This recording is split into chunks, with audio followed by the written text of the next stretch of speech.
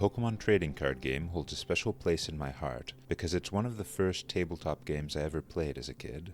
At the time, having not played any other dueling-style card games, I didn't appreciate just how unique the mechanics of the Pokemon TCG really are.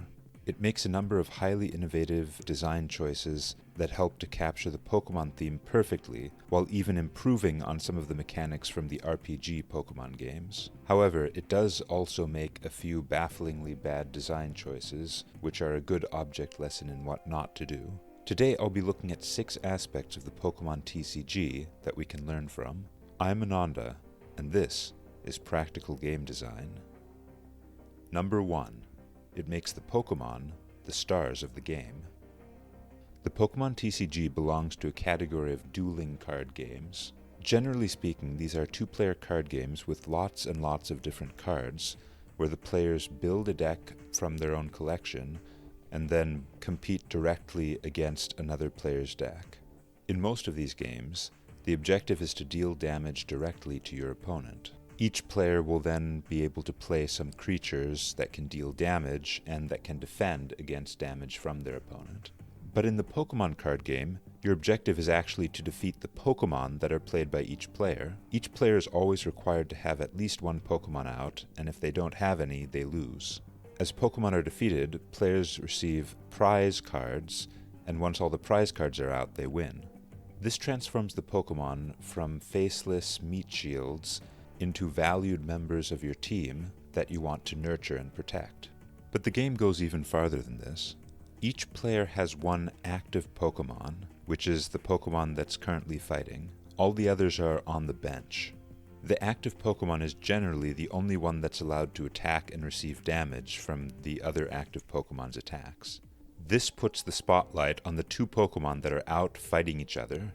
Another way the game further places the focus on the Pokemon that are fighting is through the resource progression system. Some CCGs, such as Magic the Gathering or Hearthstone, have resource progression systems where every turn the number of resources you have available to you increases by 1. Others, like Yu-Gi-Oh! Or Keyforge, have no real resource progression system and are sort of just a free-for-all.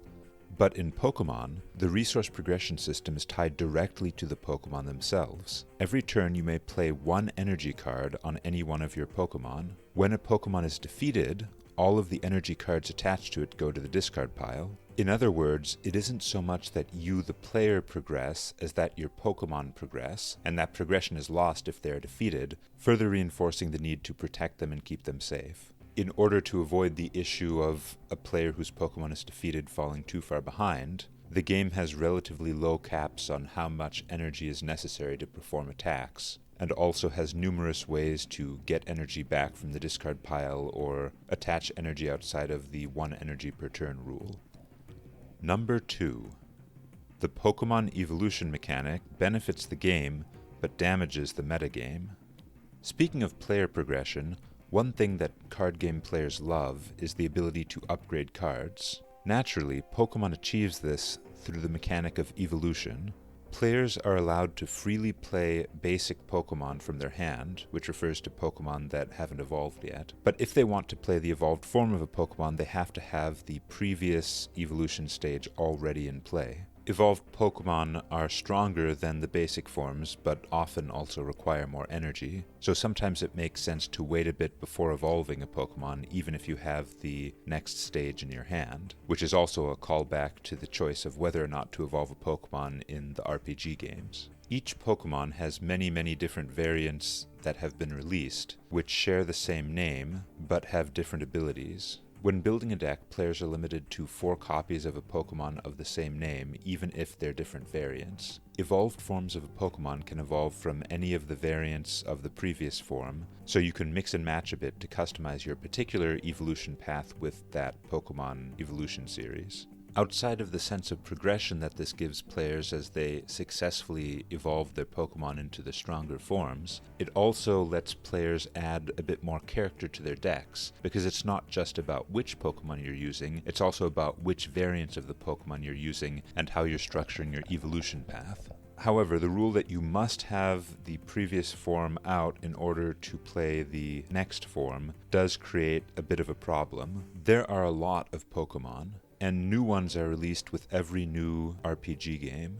Obviously, all of these new Pokemon show up in the trading card game as well. But the distribution model for the game is, of course, a collectible one, which means as more and more Pokemon get released, it becomes harder and harder to find each individual species. This isn't an issue for the basic forms of the Pokemon, because you can just have one of them in your deck if you only have one in your collection. But the evolved forms are completely unusable unless you have the corresponding basic form. Some might say that this encourages players to trade cards with each other in order to get the Pokemon that they need for their advanced forms. And that's true, so the mechanic does accomplish that. Of course, it also encourages people to buy more booster packs to find the Pokemon they need. But it does mean that there's a scaling problem where the availability of each Pokemon species goes down as the number of species goes up. So while the dynamic of species dilution may not necessarily be bad from a business point of view, it can be very frustrating as a player. Number 3. Colorless energy and type bundling solve the bad matchup problem. One of the most common things that people associate with the Pokemon games is the type system. Pokemon and attacks have types, and certain types are weak or resistant against others, increasing or decreasing the damage taken. In the card game, the type of an attack is equivalent to the type of the Pokemon making the attack. So an electric Pokemon's attack will be of the electric type, even if thematically it's something like Tackle, which is not electric at all. Similarly, the energy that Pokemon need for their attacks is divided up into these types as well. Having multiple flavors of a resource isn't unique to Pokemon. For instance, Magic the Gathering does something similar with the 5 colors of mana. One consequence of a system with different flavors of resource, where the progression curve only allows you to add one new resource per turn, is that it prevents you from having too many different types of resource in your deck. Since you're drawing cards one per turn from the deck, if you aren't able to draw the resource type that you need to play a specific card, you won't be able to play it, which incentivizes players to have one or at most 2 types of resource in their deck. In Magic, this isn't really a problem, but in Pokemon it introduces a huge issue, which may be familiar from the RPG games. See, if your entire deck of Pokemon is all the same type, and your opponent has a deck that's made up all of Pokemon of the type that you're weak to, then the game is pretty much just over. This is a major challenge in any game based on rock, paper, scissors mechanics that encourages players to have a lot of units of the same type. The easiest way to do this is to allow players to diversify the types that they use. The first way that Pokemon accomplishes this is with colorless energy. Pokemon attacks will often require one or more energy of a specific type and some number of colorless energy. Any type of energy will satisfy a colorless energy requirement. This helps with diversity in 2 ways. First of all, if you're running a multicolor deck with Pokemon of different energy types, some of the energy needed for one of the types will still be useful for Pokemon of the other type, since you can count it towards their colorless energy requirements. Second, some Pokemon have attacks that don't even require an energy card of their type, and are just all colorless energy. This means you can include these Pokemon in your deck even if you don't have any energy cards of their color, which in turn gives you access to Pokemon that don't follow the weakness and resistances of most of your deck. The other way Pokemon adds type diversity in deck building is through type bundling. In the RPG games, there are many different types of Pokemon, but the number is significantly reduced for the trading card game, with multiple types bundled into the same type of energy. For example, Pokemon that are rock, ground, and fighting types in the RPG games are all considered to be fighting type in the trading card game. The thing is, fighting, ground, and rock type Pokemon have very different weaknesses and resistances. Even though they all have the same type in the trading card game, the differences in their weaknesses and resistances from the RPG games carry over. So, for example, a Pokemon that was a fighting type in the RPG may have a weakness to psychic type Pokemon, while a Pokemon that was a ground type in the RPG instead has a weakness to grass types. This means that even if you're building a monocolor deck that only uses fighting type energy, energy, you can mix and match the fighting types in your deck so that they have different weaknesses, so that if you go up against a psychic type deck, you can focus on using the Pokemon with a weakness to grass, and if you go up against a grass deck, you can use Pokemon with a weakness to psychic. Number 4. Coin flips are the single biggest flaw with the game. One of the biggest differences between board games and video games is that in board games the players have to do everything themselves. Players have to shuffle decks of cards, they have to place tokens in supplies, they have to physically move pieces around a board, and they have to perform various arithmetic operations. All of these are upkeep costs of playing a board game, and an important part of game design is keeping these costs low so they don't get in the way of gameplay. The Pokemon trading card game has a very unusual method of randomization for certain abilities. It asks players to flip a coin, or sometimes flip 2 coins, or flip 3 coins, or flip X coins where X is equal to the number of energies attached to the Pokemon, or flip coins until you get tails. There is a huge amount of coin flipping in the trading card game, and this is a very, very bad thing. Coin flips are one of the worst, most tedious randomizers imaginable from the perspective of player upkeep. It takes several seconds to resolve each individual flip, and unlike dice, you can't do a bunch of flips in parallel. It also requires a certain degree of dexterity to flip a coin, and it's very easy for the coin to roll away and become difficult to access. If you compare the experience of playing the physical game to playing various digital incarnations of it, the difference is painfully obvious. You should never, ever, ever use coin flips as a randomizer for a tabletop game. Use literally anything else. I don't know why they decided to go with coin flips, but if I had to guess, I would say that the one advantage coins have over other methods of randomization is that people will generally have at least one coin available to them to flip. That means that the Pokemon TCG doesn't need to include dice or anything else. It can just focus on cards. But this is not a good enough reason to damage the player experience of the game. There are any number of other randomizers that they could have used to avoid having to add special components. For example, what if players just revealed the top card of their deck and did something if it was an energy card versus not an energy card, and then put it on the bottom of their deck? The way the resource system works forces players to generally have between a third and a half of their deck as energy, and it would even give certain players a fun little challenge of seeing how much energy they could pack into their deck to bias the odds in their favor. The bottom line is, don't ever use coin flips. Number 5. The prize system makes victory points exciting, but also reinforces the winning player. Gaining one of your prize cards every time you defeat an opponent is a brilliant victory condition. People love mystery boxes. It's one of the things that makes collectible card games so addictive. The experience of opening a booster pack and seeing what's inside is extremely psychologically rewarding. Getting to pick up one of your face-down prizes and see what it is taps into that psychology a little bit. Also, the fact that some of your cards are out of your deck until you can pick them up as prizes adds a little bit of uncertainty. It is certainly a much more engaging reward than the dry life point systems used in many dueling games. It does, however, create a positive feedback loop.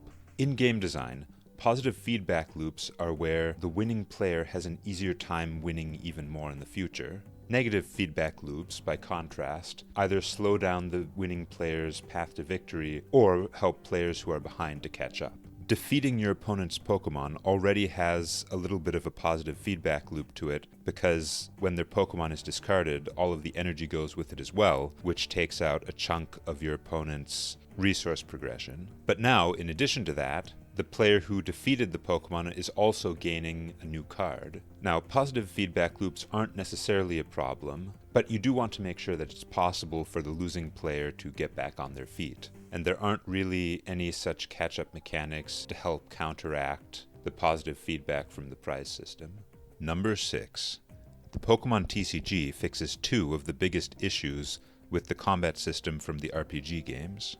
In the Pokemon RPG games, each Pokemon has up to 4 different moves that it can use. In practice, however, since you can only use one move each turn, combat often becomes a game of use the Pokemon that the opponent is weak to and spam its strongest damage-dealing move. The card game also gives Pokemon multiple attacks to choose from. Usually, each Pokemon will have 2 attacks, although this can vary depending on the Pokemon. Often, the attacks have different energy costs, requiring different types of energy or different amounts of energy. What's interesting about this is because of the way the resource progression system works, where you can only attach 1 new energy card per turn, even the attacks that are strictly the weaker of a Pokemon's 2 options may still be used while it's powering up the stronger option. This nicely solves the problem from the RPG games, where you have some abilities that just don't get used because they're competing with much better abilities.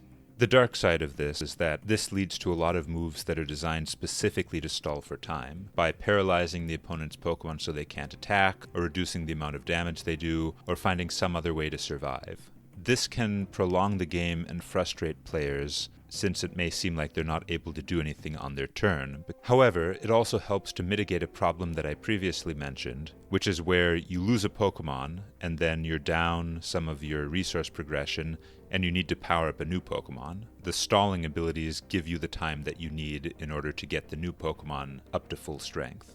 The other mechanic from the RPG games that I feel the card game improves on is the process of switching Pokemon.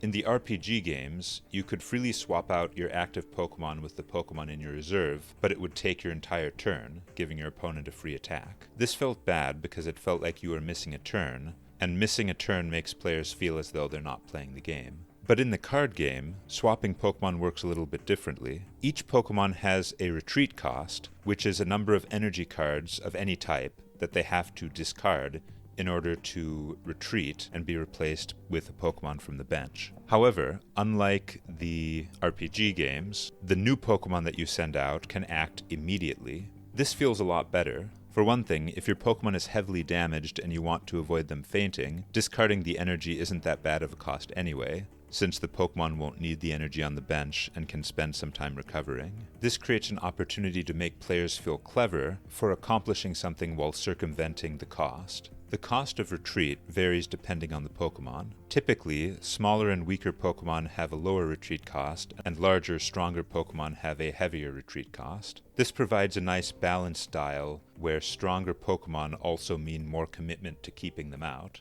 whereas the advantage of weaker Pokemon is that you can bring them back easily if something goes wrong.